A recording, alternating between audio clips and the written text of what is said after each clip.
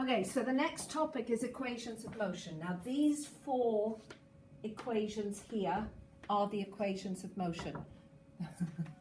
Hello? Hello? Yeah, help yourself. So these are the four equations of motion. There are actually five, and when you get to year 13 maths, you will look at all five, but for physics, we use four equations of motion.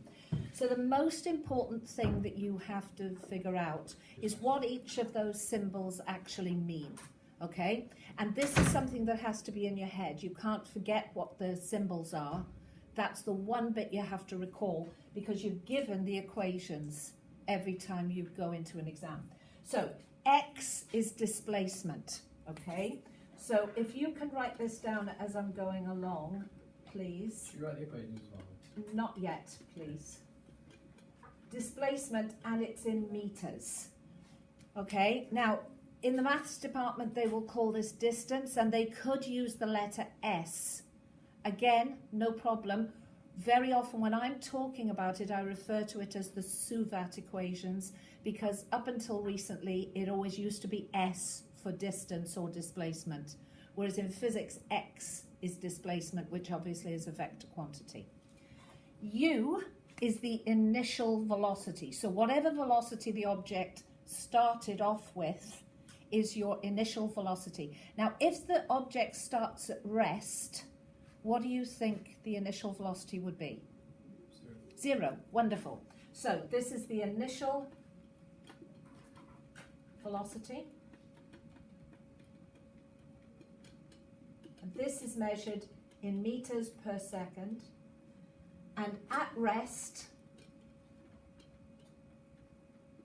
U equals 0. Okay, very important point, because an awful lot of your sums will start off where the initial velocity is 0. I think it's not going to take a genius to realize that V is your final velocity. Okay, your final velocity. Whatever velocity your object ends up going with. So these equations are only used if the acceleration, which is next, if the acceleration is constant and the object's moving in a straight line. Okay, so, but as you can see, it's for a changing motion. So it's not for a motion that's constant, like you would use speed equals distance over time for that one. But whenever you've got a changing motion, like you've got an accelerating body or a decelerating body, that's when you use these equations, okay? So A is acceleration.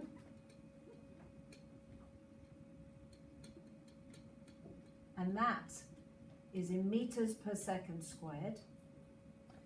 And T is, unsurprisingly, for time.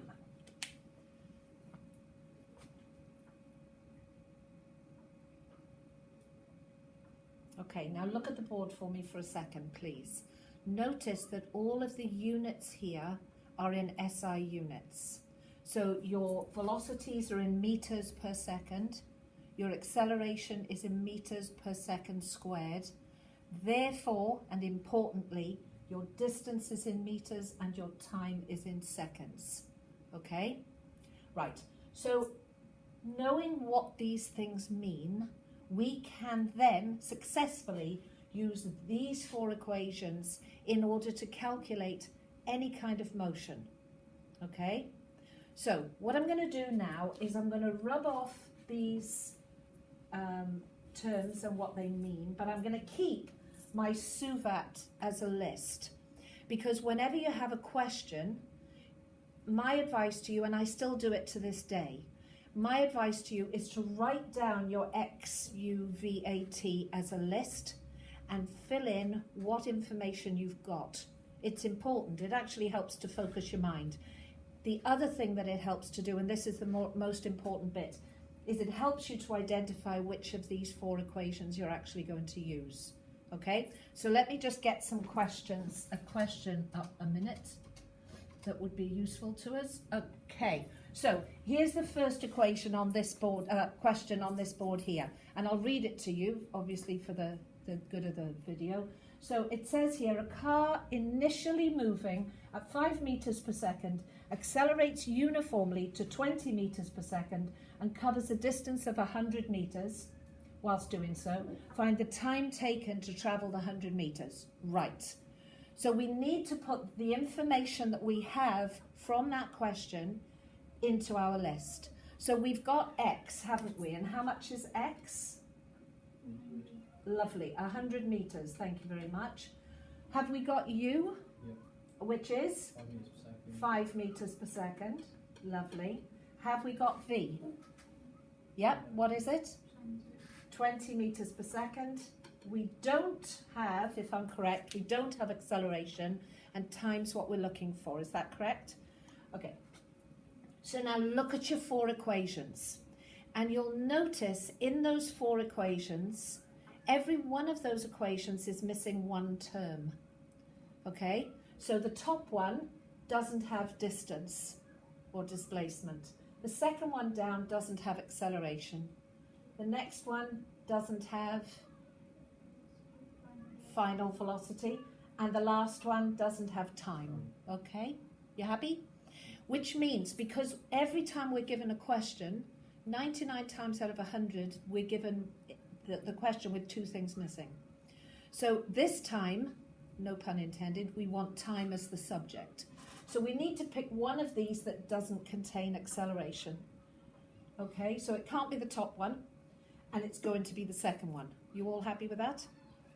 Right, so first things first, write out your equation. So X is equal to 1/2 U plus V times T. Okay? So now that we've got the equation in place, we're now going to add in our bits. Now please remember, some of you are fabulous at rearranging equations, and rearranging these isn't going to cause you any kind of problems, and that's wonderful. If, on the other hand, you're a little bit ropey and you're thinking, well, yeah, it's all well and good in theory, but am I definitely getting it right?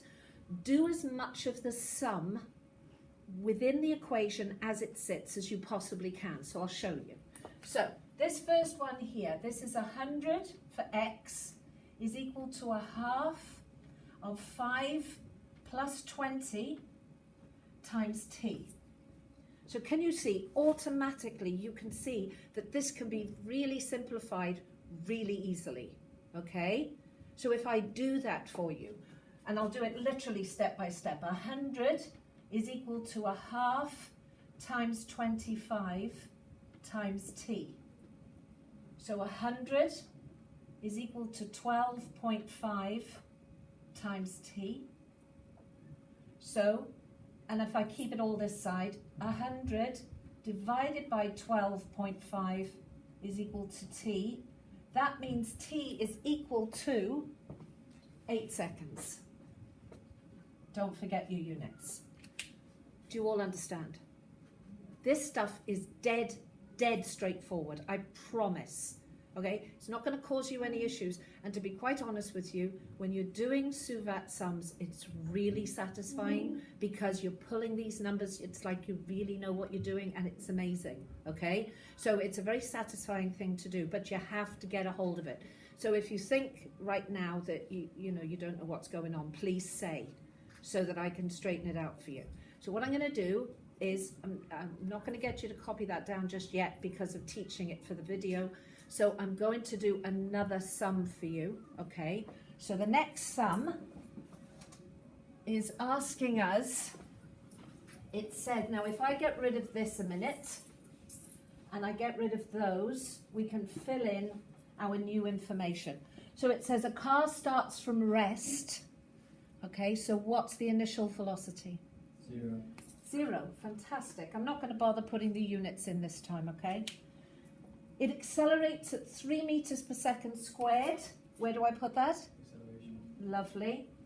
For 12 seconds, where does that go? Lovely. Okay. Calculate, first of all, the final velocity, and secondly, the distance traveled. Ignore the distance traveled for now, okay? Put it to one side. We just look now at the final velocity. That's our first task. So, looking at your equation here, we want V, but we need an equation that doesn't have x, which is which one? Number 1. Thank you, Lou. So v equals u plus at. So v is our unknown, u is 0, plus 3 times 12. Okay, now because u is 0, we can literally cross it out, okay, because it's not going to do anything for us. So we can cancel u because it's 0. So we are left with v equals 3 times 12. So the final velocity is 36 meters per second. And now I can add that to my list. Agreed? Everybody happy? Fabulous. So now we can look at what they want second, okay? Just ignore it until you've got your V done. So if I get rid of this here, but we leave our list up now, so now it wants the distance travelled. So you can use anything that's got X in it. And my advice to you is always just pick the simplest one. You don't have to overcomplicate it if you don't want to. So pick one that has X as the subject, and the simplest is the second equation. So X equals a half U plus V times T. So put in the numbers in. X is equal to a half 0 plus 36 times 12. So again, simplifying it again, X equals a half of 36. You all happy with me just taking that little step forward? So a half of 36 is 18, multiply by 12, and that is, somebody want to work that out for me on the guessing box, please? 212, thank you very much. 212, and what's the unit?